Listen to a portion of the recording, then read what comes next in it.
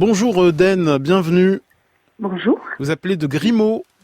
Oui, j'appelle de Grimaud et c'est avec plaisir que je vous apporte un témoignage.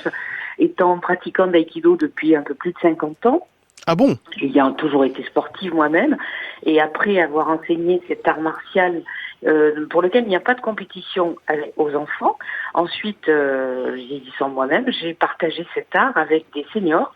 J'ai un petit recul de 5 ans maintenant, ça se pratique sur un tatami. Donc il y a le plaisir, tout ce que vous dites est vraiment, c'est vrai, très intéressant. Il rejoint mon témoignage, il y a le plaisir de se retrouver. Tout le monde est en kimono, donc tout le monde est en kimono blanc et c'est très agréable. Ça se passe sur un tatami. Mhm. Et effectivement, alors vous parlez beaucoup de muscles, mais là, nous, on travaille plutôt l'énergie. On a les muscles, si on n'a pas été des grands sportifs comme les témoins que vous avez écoutés, on en a plus beaucoup.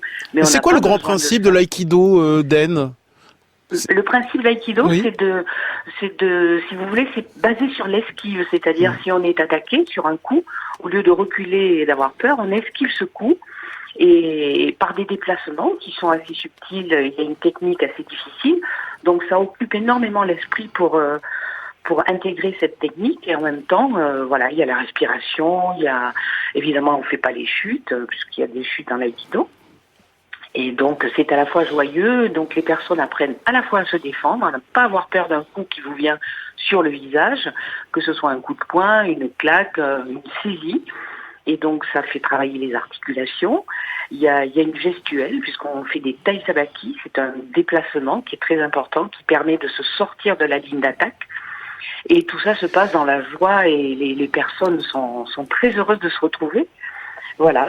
Thibaut de Saint-Maurice, je sens que vous allez vous mettre à l'aïkido. Oui, je sais pas pourquoi. ça me tente, mais ce que je trouve intéressant, c'est que dans le témoignage qu'on entend, et ça rejoint aussi une partie des réflexions, c'est que en réalité, ce qui a l'air de fonctionner, le conseil général, c'est de ne pas considérer d'abord le corps et puis ensuite l'esprit de façon séparée.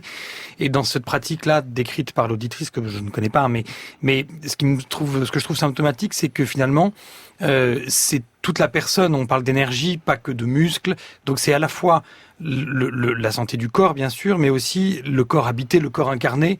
Et je pense que l'approche comme ça, un peu globale, un peu moniste pour employer un mot compliqué, mais c'est-à-dire de unifier du corps et de l'esprit, est aussi une des clés du bien vieillir.